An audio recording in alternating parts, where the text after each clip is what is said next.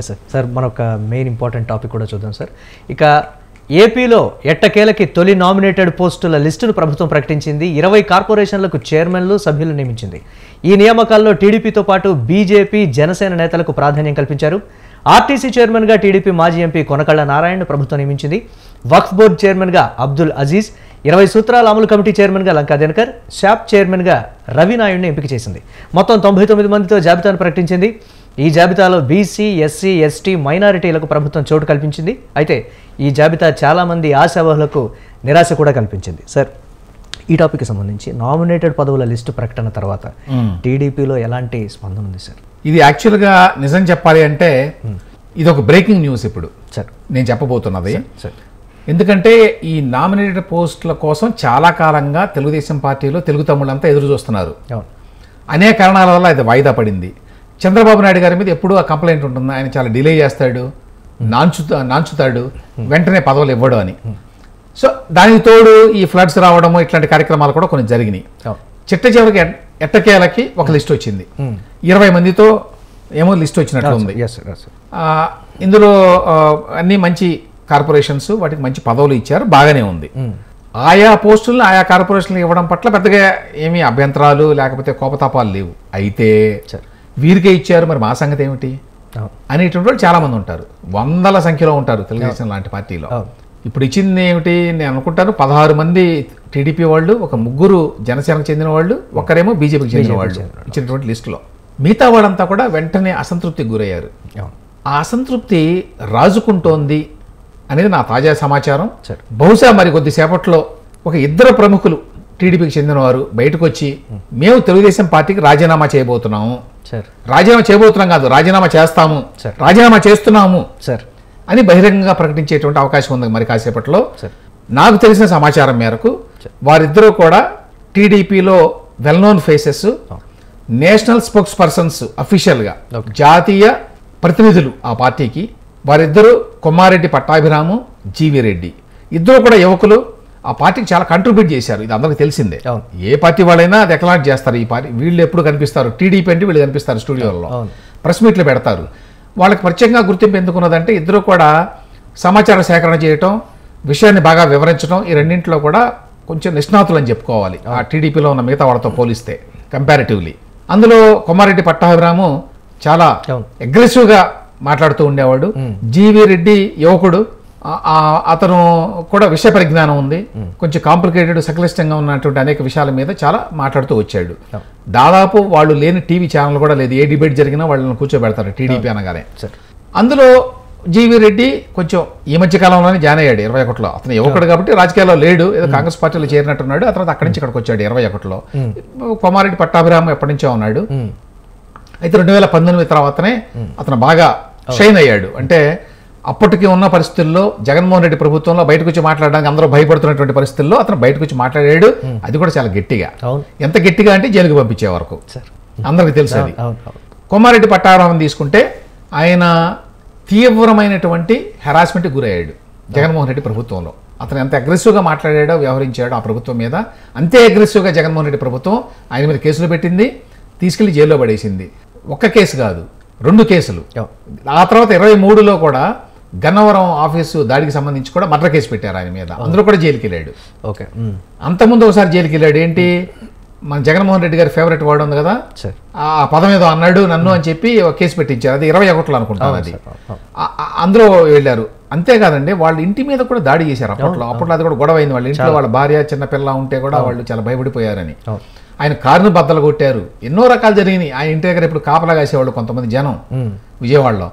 ఇట్లా రకరకాల బాధలు పడ్డాడు ఆయన. కొంత ట్రామా కూడా వచ్చింది, అంటే కుటుంబ పరంగా కూడా ఆ చిన్నపిల్లలు ఉండటం వల్ల ఇంట్లో ఇదంతా. ఇవన్నీ అందరికీ తెలిసినవే, పబ్లిక్ నాలెడ్జ్ ఇది.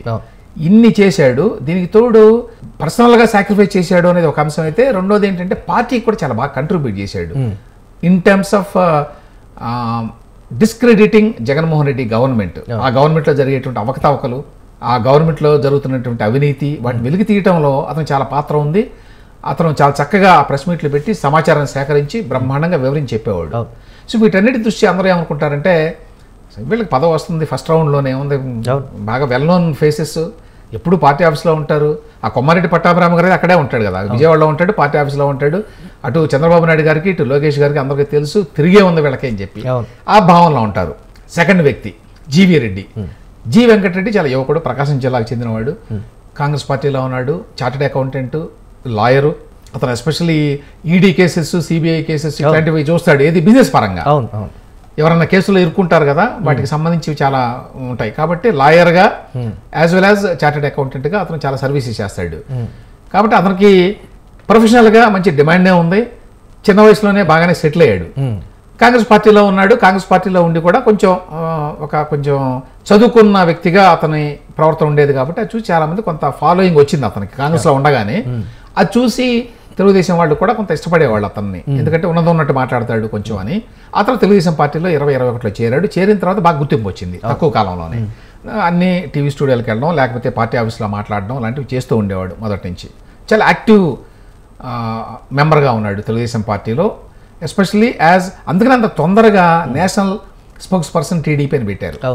ఆయన కూడా ఇప్పుడు లేదు, ఈ లిస్టులో పేరు లేదు. జీవీ రెడ్డి కూడా ఉన్న సమస్య ఏమిటంటే ఎన్నో కష్ట నష్టాలకు వచ్చి నేను ఈ పార్టీలో కంటిన్యూ అయ్యాను. ఎస్పెషల్లీ జగన్మోహన్ రెడ్డి వైసీపీ ఉన్నప్పుడు సహజంగా ఏమిటంటే ఆయన వచ్చిన కమ్యూనిటీని కూడా దృష్టిలో పెట్టుకుంటే, ఆయన నేపథ్యాన్ని, ప్రకాశం జిల్లా నేపథ్యాన్ని, ఆ ప్రాంతాన్ని అన్ని దృష్టిలో పెట్టుకుంటే ఈయన మన కమ్యూనిటీకి చెందినటువంటి ఒక పార్టీలో ఉండాలి కానీ వేరే వాళ్ళ దగ్గరికి వెళ్ళడం ఏంటి అని కొంత ఒత్తిడి ఉంటుంది చాలా. ఆ ఒత్తిడిలన్నింటినీ అధిగమించి మరి దగ్గర వాళ్ళు, బంధువులు, చుట్టాలు, స్నేహితులు ఎంతోమంది వాళ్ళ మరి కోపానికి గురయ్యి అనేక రకాల ఇబ్బందులు పడతారు ఎవరైనా. అవన్నీ పడ్డాడు. అవన్నీ పడి కూడా గట్టిగా నిలబడ్డాడు. నిలబడినందుకు గాను అటు చంద్రబాబు నాయుడు గారు, ఇటు పార్టీలో ఉన్న పెద్దలు కూడా బాగానే అతన్ని ట్రీట్ చేశారు. అప్పట్లో అతనికి మంచి యాక్సెస్ ఉన్నది, అన్ని రకాలుగా బాగానే ఉంది అన్నట్టుగా ఉండేది వ్యవహారం. అయితే ఇప్పుడు ఈ ఫస్ట్ లిస్ట్ రిలీజ్ అయిన తర్వాత ఎందుకు కోపం వచ్చింది వీళ్ళకి? ఒకటి సహజంగా మనకు వచ్చే అనుమానం ఏంటంటే ఫస్ట్ లిస్ట్ కాబట్టి సెకండ్ లిస్ట్లో ఉంటుంది, ఇంతలోకి ఏంటి కొంప మునిగిపోయినట్టు. అందులో తెలుగుదేశం లాంటి పార్టీలో చంద్రబాబు నాయుడు గారి నాయకత్వంలో ఉన్న పార్టీలో అర్జెంటుగా గంటలు అవ్వవు కదా, కొంచెం టైం పడతాయి, టైం తీసుకుంటుంది. మరి ఎందుకు అంత తొందరపడడం అనేది ఆలోచిస్తే నాకు తెలిసిన సమాచారం మేరకు ఏంటంటే వాళ్ళు రెండు రకాలుగా ఫీల్ అయ్యారు. ఒకటేమో కొమ్మారెడ్డి పట్టాభిరామ్ ఎలాగూ ఎంతో నేను సేవ చేశాను పార్టీకి, ఇంత చేసిన తర్వాత ఫస్ట్ లిస్ట్లో నేను లేను అంటే ఇది ఎంత అవమానకరం నాకు. అవును, తర్వాత ఇస్తారేమో తెలియదు, అది వేరే విషయం. కానీ అసలు ఫస్ట్ లిస్ట్లోనే లేదు. జీవీ రెడ్డికి కూడా అదే భావన. ఫస్ట్ లిస్ట్లో లేకపోతే పర్వాలేదు, కానీ కనీసం మీ పేరు లేదు ఫస్ట్ లిస్ట్లో, మనకి ఇంక సెకండ్ లిస్టో థర్డ్ లిస్టో ఇంకా వస్తున్నాయి, అందులో మీకున్నది, లేకపోతే దాని గురించి మాట్లాడతాం మీతోటి, యూ డోంట్ వర్రీ అని ఇలాంటి మాట ప్రామిస్, ఒక ఉపశమనం కలిగించేది, కొంచెం గౌరవాన్ని కల్పించేది, అది కోరుకున్నారు. కనీసం ఫోన్ చేసి ఈ నామినేటెడ్ పోస్ట్ లిస్టు రిలీజ్ అవుతుంది, వరుసగా అవుతాయి, మీది కూడా ఉంటుంది, ఇందులో లేదు మీది, బట్ మీరు దృష్టిలో ఉన్నారు కాబట్టి మీరేం వరీ కావక్కర్లేదు చెప్తారు కదా నాయకులు సహజంగా. సో ఆ రకంగా ఎవరు కనీసం ఫోన్ చేసి మాట్లాడలేదు, ఎవరు కనీసం మర్యాద ఇవ్వలేదు. ఇంతకాలం పాటు ప్రతిరోజు పార్టీ ఆఫీసులో అనేక కష్ట నష్టాల గురించి చేశాము, ఏనాడు ఎవడు కేసు పెడతాడో తెలియదు అన్నట్టుగా ఉన్న వాతావరణంలో కూడా చేశాము. ఒక ఆయన మీద కేసులు కూడా పెట్టారు, జైలు కూడా వెళ్ళాడు, జీవీ రెడ్డి వెళ్ళలేదు. కానీ ఇన్ని ఇబ్బందులు నడుమ చేసుకొని ఆర్థికంగా దెబ్బతిని దీనివల్ల, బికాజ్ సొంత కార్యక్రమాలు చేసుకోవడానికి కుదరదు కాబట్టి, పొలిటికల్ పార్టీలు యాక్టివ్గా ఉండే సమస్యలు కూడా ఉంటాయి కదా ప్రొఫెషనల్స్కి, ఎందుకంటే ప్రొఫెషనల్గా మిగతా వాళ్ళు రాకపోవచ్చు మీ దగ్గరికి మీరు ఒక పార్టీలో ఉంటే. సో ఈ రకమైన ఇబ్బందులన్నీ ఎదుర్కొన్నాను నేను అనేది జీవీ రెడ్డి ఫీలింగ్. నాకు తెలిసి ఏమిటంటే ఇట్లాంటి వాళ్ళు చాలామంది ఉన్నారు పార్టీలో. నాకు ఇప్పటిదాకా తెలిసిన సమాచారం ప్రకారం వీళ్ళిద్దరూ బయటకు వచ్చి చెప్పబోతున్నారు ఏంటి, మేము తెలుగుదేశం పార్టీకి రిజైన్ చేయబోతున్నాము, తెలుగుదేశం పార్టీకి రిజైన్ చేస్తున్నాము అంటే మేము ఇంకో పార్టీలో చేరుతున్నామని కాదు, మేము రిజైన్ చేస్తున్నాము ఎందుకంటే పార్టీ మమ్మల్ని ట్రీట్ చేసిన విధానం పట్ల మాకు అసంతృప్తిగా ఉన్నది, కోపంగా ఉన్నది, అందుకని. దాని అర్థం వేరే పార్టీలలోకి వెళ్తారని కాదు. ఆ మాట వీళ్ళిద్దరూ బయటకు వచ్చి చెప్పడానికి వాళ్ళకి కడుపు మంట ఎక్కువగా ఉండటం వల్ల వాళ్ళు వస్తున్నారు. ఇంకా చాలా మంది ధైర్యం చేయకపోవచ్చు బయటకు వచ్చి మాట్లాడడానికి ఇప్పుడే, కానీ ఇంకా చాలా మంది ఉన్నారు. ఇక్కడ మేజర్ కంప్లైంట్ ఏంటంటే నేను గ్రహించింది, ఇప్పటికిప్పుడు ఏదో పదవి ఇవ్వలేదు అనే దానికంటే కూడా గెలిచిన తర్వాత ఇలా చాలామంది కష్టపడ్డారు, ఆ పార్టీలో ఎంతో కష్టపడ్డారు. అనేక మంది కష్టపడతారు, ఒకళ్ళతో కాదు. చంద్రబాబు నాయుడు గారికి తెలుసండి, ఆయన చాలాసార్లు అంటుంటాడు పార్టీ అధికారంలో రావడం అంటే ఒకళ్ళో ఇద్దరు ముగ్గురు నలుగురు పడిన కష్టం కాదు, ఎంతో మంది పడితే కానీ కాదు పని అవును అనేది తెలుసు ఆయనకి. ఆ విధంగా పడ్డారు. అయితే అధికారంలోకి వచ్చిన తర్వాత, పార్టీ గెలిచిన తర్వాత వాళ్ళని ఒక్క నిమిషం కలవడానికి కూడా పార్టీలో ఉన్న పెద్దలు సమయాన్ని కేటాయించడం లేదు. చంద్రబాబు నాయుడు గారికి బిజీ, ఆయనకి 2000, 3000, 4000 అపాయింట్మెంట్లు పెండింగ్లో ఉన్నాయట. కాబట్టి ఎవరైనా చంద్రబాబు నాయుడు గారిని కలవాలి అని అనుకున్నారనుకోండి, వాళ్ళ వల్ల కాదు. అసలు చివరికి ఆయన దగ్గర ఉండేటువంటి పిఎస్ గారు ఫోన్ లిఫ్ట్ చేయడం కూడా మానేసేట. అపాయింట్మెంట్ కోసం ఎవరైనా పెద్దవాళ్ళు కావచ్చు, చిన్నవాళ్ళు కావచ్చు, పార్టీ వాళ్ళు కావచ్చు, ఎవరైనా కానివ్వండి.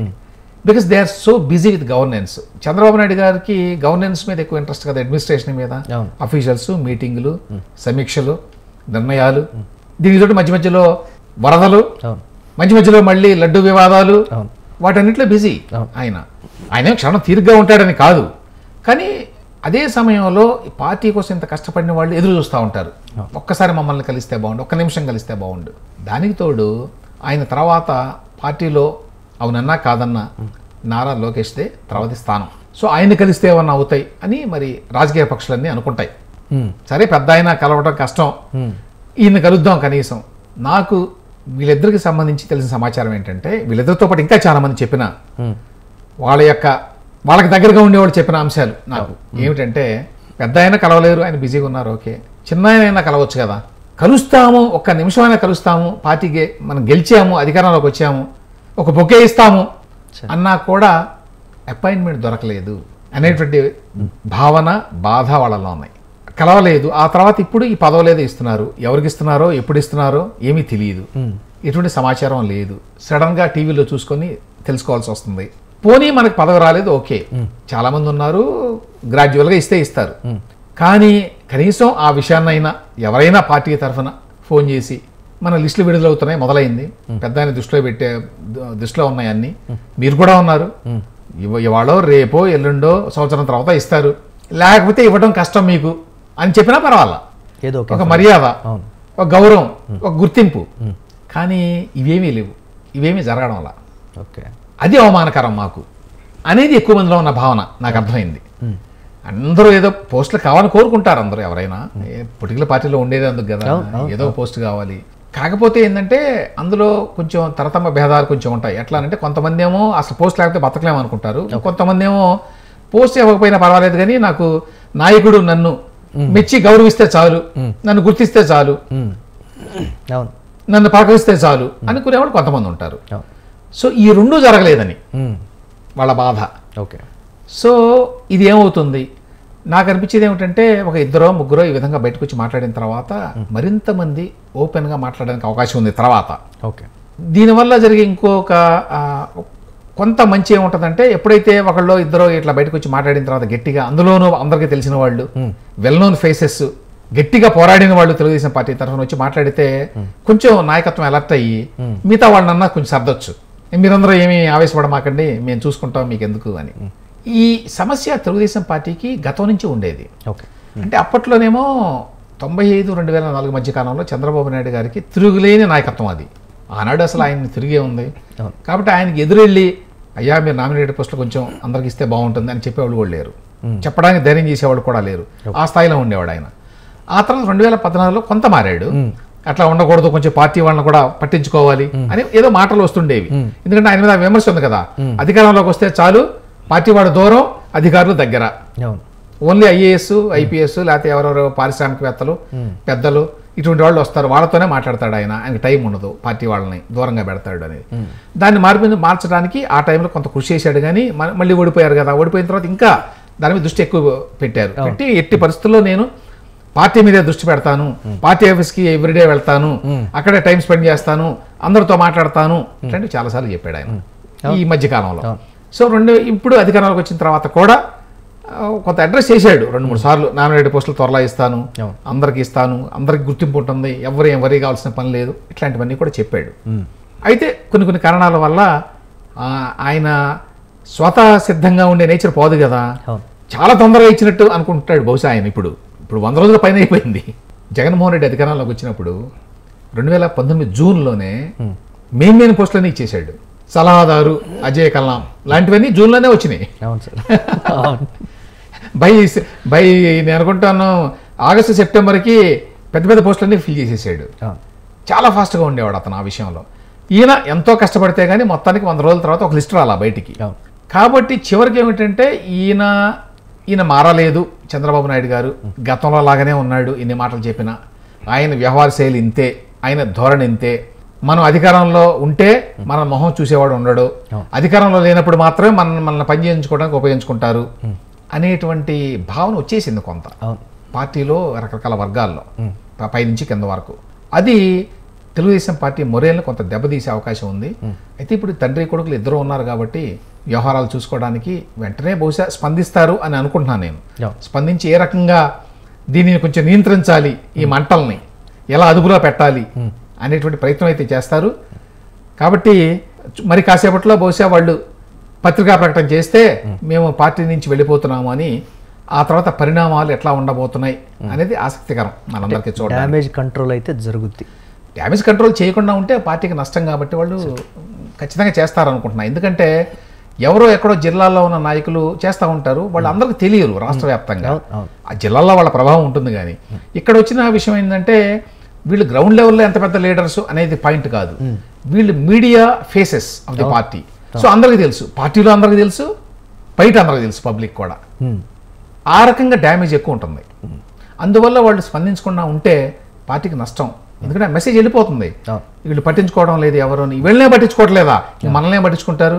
వాళ్ళు రోజు ఏదో పార్టీ ఆఫీస్లో ఉంటారు, మీడియాతో మాట్లాడతారంటే రోజు చంద్రబాబు నాయుడు గారు పక్కన కూర్చొని ఉంటారు అనుకుంటారు కదా. అసలు వాళ్ళకే అపాయింట్మెంట్ లేదు, అసలు వాళ్ళనే కలవడం లేదు, పెద్ద ఆయన కలవడం చిన్న ఆయన కలవడం లేదు, కలవడానికి టైం లేదు వాళ్ళకి అంటే మిగతా వాళ్ళు హతాశులు అవుతారు. ఆ రకంగా చూసినప్పుడు దాని ప్రభావం, ఆ డ్యామేజ్ ఉంటుంది. కాబట్టి ఆ డ్యామేజ్ కంట్రోల్ వెంటనే టేకప్ చేస్తారని అనుకుంటున్నాను. సో ఈ రెండు పరిణామాలు ఇవాళ జరగబోతున్నాయి.